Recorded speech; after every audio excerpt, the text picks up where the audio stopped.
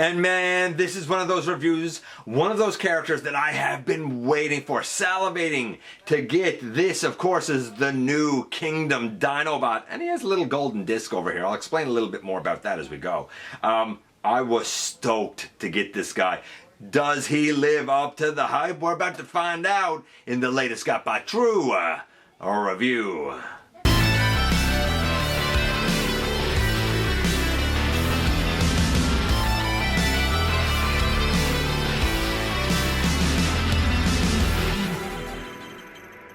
Hey one, hey all, welcome back to the channel. I'm your host, your most humble of hosts, Dennis Moulton, aka GotBot. As always, man, please like, comment, share, of course, subscribe, and while you're at it, light them up, baby. Hit that notification bell, please. It helps me out a ton. It lets you know when content of all sorts goes up here on the channel. Check out Machinery of Man, The Everything Factor, all the groups that I'm either a mod or an admin for, and all of my social media. All those links for all that stuff, all down in the description, man. If you're in a position to help the channel to grow, you can use the donate link. Check us out on Patreon. See what we offer to you through Teespring. Or, of course, hit the join button right here on YouTube. Become a channel member. And this is the new Kingdom Dinobot. Man, I could not wait to get this guy. Starscream wife managed to get this guy for me. I was at work. And she messaged me and she said, you know, tell me I'm the best wife. And I was like, well, there's no doubt of that, but why? And she showed me a picture of this guy. And my mind was blown. I was like, yes! I was very, very, very happy. So, does this guy live up to my expectations? Everything that I hoped for? How does he compare to the Classics Universe version? How easily can he hold this golden disc, this mysterious golden disc that I have? Thanks, Input. Shout out to Input. We'll talk more about that in a little bit. Does he work well? Does he not work well? Is he a true Voyager? There's a lot of questions to dive into here. So without any further ado, let's head over to the table and take a closer look at this guy. And so we dive into a bit of Beast Wars with the new Kingdom Dinobot here. And man, I do like this lad, but I'm not gonna lie, he only clocks in at 111 grams for a Voyager, which traditionally, if you've been around the channel for any length of time, you know that I tend to kind of weigh these guys and look at their mass and whatnot, along with everything else. Traditionally, a Voyager is 145 to 165. With the extra molding here, as I pointed out, for example, with Optimus Primal, who is about 130, 131, I said, you know what? I understand a little less mass there because he's really dense and the amount of molding and paint on him is astonishing. What about our boy Dinobot here? Well, we're going to find out in a moment, but we got to look at that packaging first. And here we have the Kingdom packaging. Dinobot is up here, and his Dino mode right there looks beautiful. When we go to the side, it's your typical. On the back, the product images. Some of the colors here are slight variations on what we actually got. For example, the upper thighs here have orange on the inside or goldish on the inside. That's not what we got. And half of the foot has a little bit of like that orangey goldy. That's not what we got. But that's okay, man. That's all right. Not going to hold it against them. And we got ourselves the Kingdom instructions. I do like how these are done. Side note on the box for a moment, if I may. I mentioned in the Inferno review that he had one piece of tape and that his collector card was also taped in, and there wasn't the like indent at the bottom of the cardboard with the accessories put in behind it. Dinobot was the same thing. One piece of tape over one flap, and he didn't have the like indent at the bottom of the cardboard for storing accessories, and the collector card was slotted in kind of the opposite way around, because when it used to be slotted in before, we used to see the golden disc. Now you actually see what the card is, and that flap was taped over. It hasn't been taped over, at least not in the boxes that I have been privy to thus far. So a couple of little running changes there maybe in the packaging. And the card that we got with Dinobot is, well, Dinobot. Who knew? And when we peel it back, we have some more Dinobot inside. I guess it's cool if you like collector cards. And here is our Dinobot of the hour, Dinobot. I think this is really cool. He can actually hold a golden disc that I have. The golden disc is courtesy of Input, and I think it's 3D printed. I assume it is. I don't know, resin, 3D. I'm not sure what it is. I don't know how he does this magic, but he does it. And when I put the claws of, say, a hand of Dinobot together, it's not quite enough to securely hold it. It actually slots in between his finger claws, we'll call it, really, really well and quite securely. And it also slots in the fingers, I'll call it, of his dino mode. So he can hold it in robot mode or in dino mode. It doesn't obviously come with a golden disc though. You know what? I think it would have been a nice accessory to include. But because I have this from Input, it's kind of nice. So I dig it. We're going to just take that out. We'll stand that guy up. And I like him. I really, really like him. Here he is with the Classics Universe Deluxe version. Obviously this guy is significantly larger, colored definitely differently. This is a custom job, by the way. If you have the one with like the purple face and just the sea of yellow, then yeah, I could definitely see why you would want to replace it. If you have the Takara, you know, again, I guess it's up to you. I will definitely say that the Kingdom one does have a more intricate transformation and does have some things that it does better, for sure. But there you go, there's the size comparison between both of these guys. Gonna take him back out of it there now. And let's talk a little bit about Dinobot and his look here. There's a lot here, like I said, to like. Not perfect, but a lot to like. Now I did add a few gold paint apps myself. Most notably, his claws are now gold. They were just brown in a package. And on the front of his legs and kind of on his kneecap and just under his kneecap, I made that gold. The entire kneecap was kind of a grayish color. And really everything for his lower legs is just that orangey color. And I put some gold down on his feet by rights. Around the feet. You know what? It's kind of interesting. It's kind of interesting. We'll start from the top and work our way down. So the little vents on the side of his head should actually be colored in maybe a gunmetal gray type of color or a black type of color. The torso is just fine as it is, really. Although arguably there should be some blue and gold detailing up around his neck and collar area. I don't think it would make sense to do it here because of the way the transformation is done, but it's supposed to be there by rights. The claws, as I already mentioned, are what they are. Now the wrists should be silver, but because we have a pin at the wrist, like I think that's good enough. Like I think that that's all right. Yeah, there's a pin there and it looks silver and the wrist is supposed to be silver.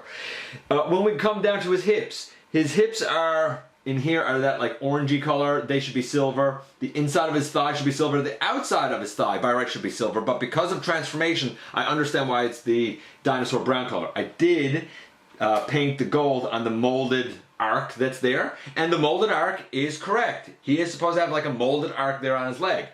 When we get down then to the lower legs, I already explained what I did. But when we get right down here by the... I guess I should mention this at the knee first. There should be some blue in here on this circle, but I understand why it's not there. Again, because of the way it would look in Dino mode. Then down here, this whole section should be kind of silver slash blue, like silver with like a blue circle again.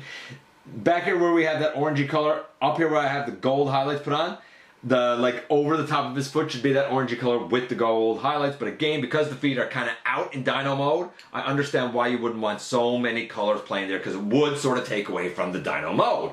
You'll also notice that his tail, which like again is his spinny thing and his sword, it can just store in there, peg in there. It is a better connection method to store the tail on his back than we had with the original that was a little hook. The hook is okay, but it's not exactly what I would call solid or secure. This is very solid and secure while also not hindering his articulation at all. So I absolutely dig that. But we'll talk a little bit more about that when we do the articulation. So for look for the guy, he is definitely missing some paint apps, but he looks like the character, he embodies the proportions, and you might say the proportions look a little weird, but so did the character model, so it's accurate to that. I'm going to say overall, he's a solid 8. He did need, maybe 8.5. He does definitely need some added detail, but like there's no mistaking, man, that this is Dinobot. So I'm going to say 8.5 for his overall look. If they had put in the extra paint apps, I think that would have brought him up to a 9.5, possibly a 10. And with as much mass as they taken away, I really think that there was room to add the kind of spit polish finish of the added paint apps. I think that could have been in there, and it would have helped justify the lower mass because there would have been so much extra love and care and attention to detail gone into them. A little bit of a lost opportunity, doesn't really help the value a whole lot. But the articulation, 8.5, still not a bad start. By the way, the paint that is done here, like the blue on his face and stuff, is done tremendously well. And the molding, like a lot of his body is covered in textured molding as well. So I give credit where credit is due. But so is Optimus Primal. So I can only give so much credit, right? The head, it can go left, right, up, down. Love the way this moves. He can even do like a bit of a quizzical look side to side or whatever. The arms, they go all the way around. No problem, both arms do, all the way out. We have a bicep swivel, we have an elbow to 90 degrees, we have a wrist rotation. The claws move out, the inner claws, they also move out, so the hands can pretty much do everything you would possibly want them to do. We have a waist, and again, as I said, not hindered by the tail in the least, so I dig that. We have legs that can go all the way forward, love it. They can go all the way back, but a little bit out to the side because of the way the molding is here, and I'm okay with that. The thigh swivel is there, super duper tight on my copy, and I mean super duper tight. We have a knee, again, super tight on my copy. We have the heel that can move, we have the toe that can move up and down, and we have nice ankle tilt. Honestly, really, everything is there. I don't think I would want the claws to be individually articulated because I think that would be too many joints there and may hurt stability in dino mode since his hands do become his dinosaur legs and stuff, right? I'm gonna say that the articulation, it's all there, man. I gotta say 10. Honestly, I think the articulation is impeccably well done. So we have an 8.5, we have a 10. Overall, the guy's getting about a 9.25. This is an excellent Dinobot so far. For the record as well, we can take the thing off of his back and you can open. I'm gonna do this and then show you. Open the tail, and when you open the tail, you have his sword in there. So he can hold, if you open up his hand, this is where things get a little weird. There's a hole in his hand, so you could take this and put it in the hole in his hand and have the whole thing be there, right? His spinny shieldy thing and the sword. Or you can take the sword out if you want, opening it up. Pardon the cut, but I wasn't sure how to get this fit in there, but I was right all along. I just had trouble getting it in there. There's a rectangular like peg that goes into the hexagonal slot that's in his hand, and then of course you would just wrap the claws around it like so, and there you have it. If you want to have this like put back, then you can again take it out, just stand the guy up here a little bit, and really when you put it back, there's a circle there with a little slot in it for that rectangular tab to go in, and then you just close it back around like that, and we'll lay that aside as we get ready to get into the transformation. Remember, he's getting a 9.25. Okay, so here we go. I think that this was the right way to go design-wise. So we come here and we pick the arm up, and we're going to bring them all the way up like that. Then we're going to come here, and the little dino arms come out, and the other little dino arm over here, it too will come out. We'll bring those to the back for now. Probably even bring them down like this. There you go. That's probably the best way to do. Bring them down like that, so that the like hollow bicep is still hidden away. Then we take, if I'm not mistaken, there we go. Yeah, we take that whole piece up over. We'll bring that arm down for now. And we'll do the same over here. I guess we'll bring this arm down for now. And this whole like side of his body, we bring that up over. Then we take this up out of the way, and under here we fold in the chest panel, like it's out like this, and we fold it in, and it should like tab snap in there. But on my copy, it, like if I hold it like this, it'll stay tabbed. If I let it go, it will not stay tabbed. That's true on both sides. Bit of a bummer for what's a nice design. That's a bit of a bummer. I'm going to try and solidify it a little bit, but basically then you just bring the arms down inside. I'm going to try and solidify that ever so slightly, and then we'll move on. By the way, some people say if you rotate the shoulder around and then kind of bring it down, that it helps solidify this. Not on my copy. Maybe on yours. I don't think it's a fault of the design or the mold. I think it's just my copy. We have those fake sides of the head out, and now this is the real head.